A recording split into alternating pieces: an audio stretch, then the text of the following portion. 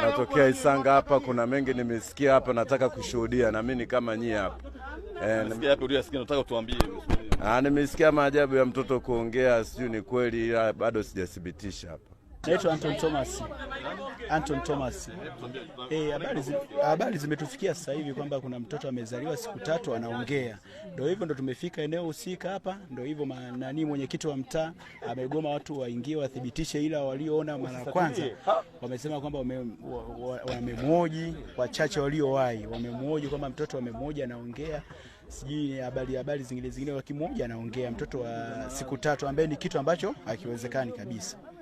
Ndio hivyo, ndo tumefika hapa, umati wote huu hapa ndio nataka kushuhudia. Kuna wengine ambao wameshuhudia mwanzo. Mimi naitwa Kristina Sendama Gilitu. Ni kama mjukuu wangu wa mtoto wangu wa kwanza. Tarehe 12 mimi nimepika humu ndani. Nilivyomaliza kupika, bwana mdogo alikuwa anapika jikoni mule. Sasa nilipoivisha tukaona kwamba tuende tukafanyaje, tukatumia chakula. Dogo alipanga tule huku, nikamwambia wafyele si wanakulaga peke yao bwana, twende tukale jikoni sisi. Na vyenyewe kichwa kinamsumbua, tukiongea anasema mimi mnaniongezea kichwa. Si alijifungua kwa operesheni. Basi sisi tukamletea chakula, mimi nikamletea hapa, nikamwamsha njoo, chakula tayari kisipowe sana. Haya. Mimi nikawa nimetoka nimeenda jikoni. Baadaye amekula kama vijiko vingapi, akasikia sauti inatoka chumbani, mama. Sasa ile hali ameizoea, kwa maana atoka tumboni. Kuna muda fulani kalikuwa kanaongea kakiwa tumboni.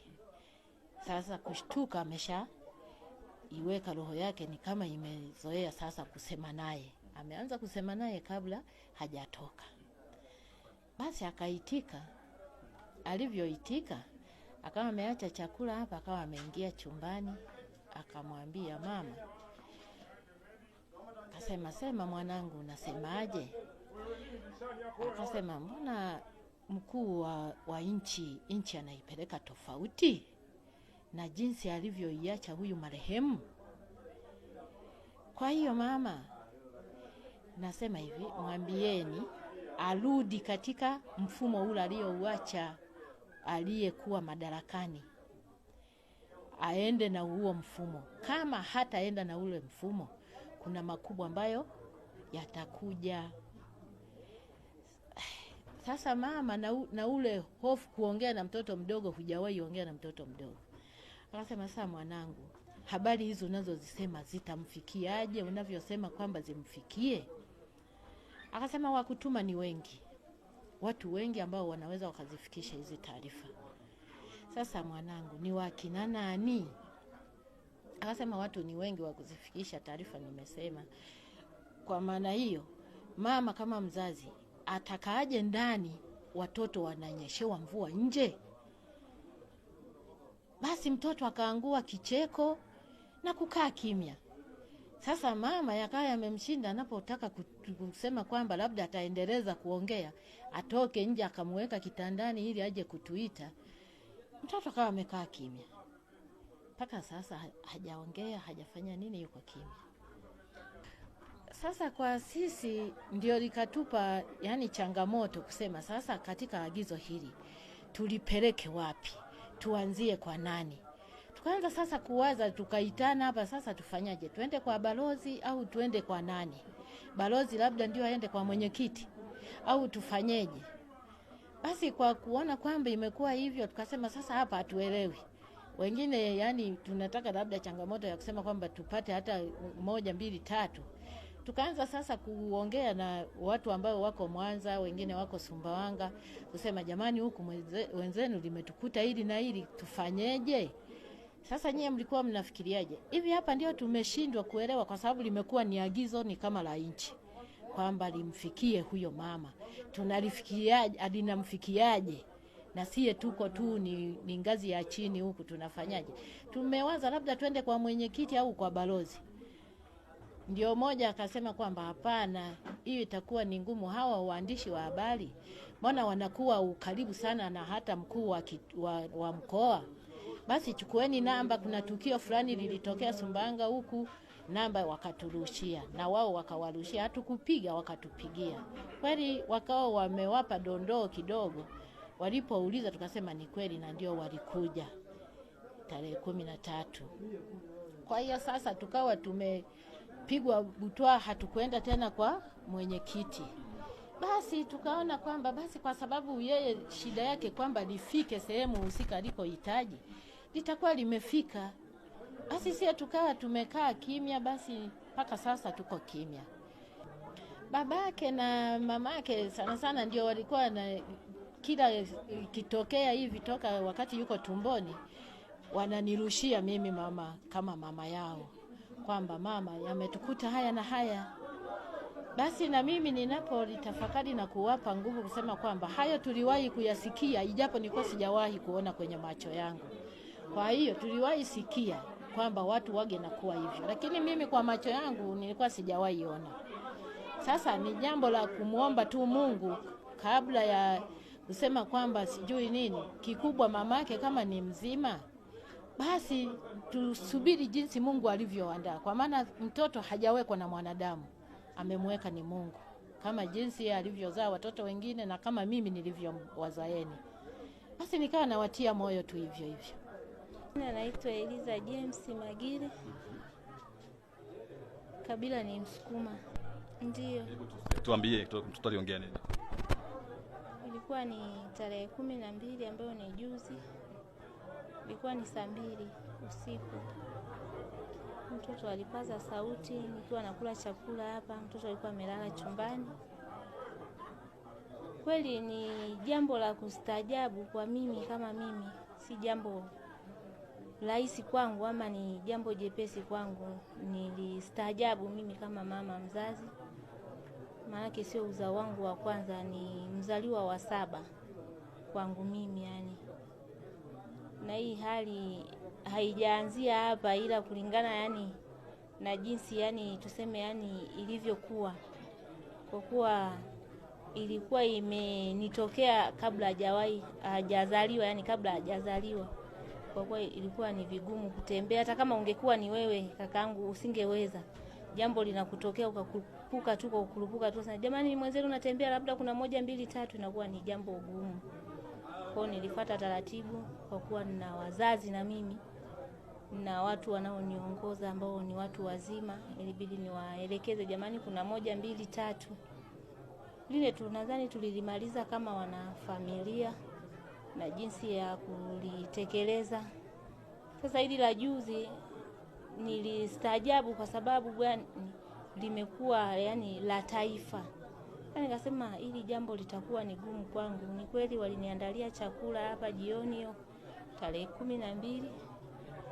Wakaniandalia chakula hapa, wao wakaondoka, wazazi wakawa nakula chakula jikoni, nilibaki peke yangu. Mtoto alikuwa chumbani, alikuwa amelala. Kweli mtoto alipata sauti, mama anaita kwa kilugha. Niliondoka, nikaacha chakula, nikaingia chumbani. Nilifika nikampapata mkononi. Sema unasemaje mwanangu kwa kilugha, lakini basi aliweza kuongea yale aliyalio msibu yeye kama yeye moyoni. Alisema, mama, natoa huu ujumbe ufike sehemu husika. Kwa nini rais aliyoko ameacha matakwa yale aliyoyaacha kiongozi aliyepita awali? Naomba huu ujumbe umfikie, arudi kwenye nyenzo alizoziacha kiongozi aliyekuwepo. Sasa hilo swali kwangu likawa ni gumu na zito kwangu mimi kama mzazi. Kweli nilikastaajabu jinsi ya kuuliza, lakini nilijikaza kwa kuwa ni hali ambayo imenitokea wakati mtoto akiwa bado yuko tumboni. Kuna maneno baadhi ndio nikajikaza nikamuuliza, akasema sasa hizi jumbe zitamfikieje? Alicheka sana, akasema watu wa kuweza kupeleka hizi taarifa wapo wengi sana. Sasa nikaanza kujiuliza mimi sasa ni watu wa namna gani au tamtuma ni nani mimi kama mzazi. La mwisho akaongea akasema haiwezekani mama mzazi ukawa umekaa ndani, mvua ikawa inanyesha nje, watoto wako nje, we uko ndani, ni kitu ambacho hakiwezekani. Aliangua tu kicheko, basi akamenyamaza, ukamishia. Tangu hapo mpaka sasa hivi hajaongea tena? Hapana. Mtoto wangapi umesema? Huyu mtoto ni wa 7 kuzaliwa, lakini walioko hai wako 6 pamoja na yeye. Tuombe nafasi wote muondoke hapo. Sawa. Tuteni hapa.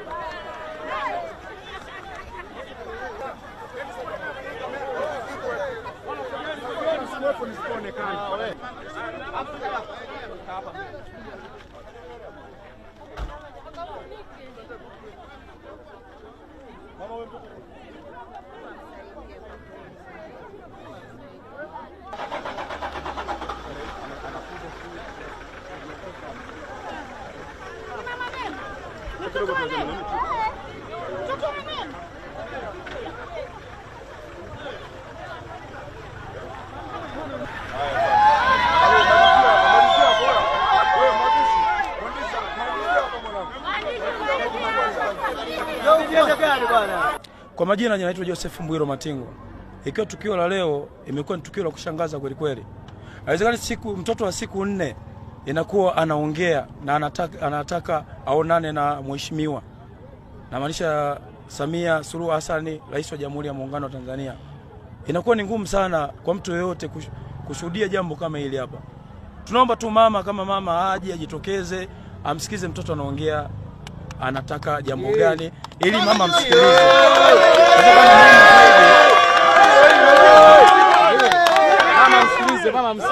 Mama msikilize. Inakuwa ni muhimu zaidi mama akaja hapa Mbeya akamsikiza mtoto anataka nini.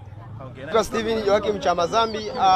Imekuwa ni jambo la kwa majina naitwa Steven Joakim Chamazambi. Ni jambo la kushangaza sana mtoto kuongea akiwa anamtaka Mheshimiwa Rais Samia Suluhu. Kama amesikiliza Mheshimiwa Rais Samia Suluhu, tungeomba aje Mbeya amsikilize mtoto anahitaji nini ili aweze kumsikiliza maoni yake mtoto anasemaje.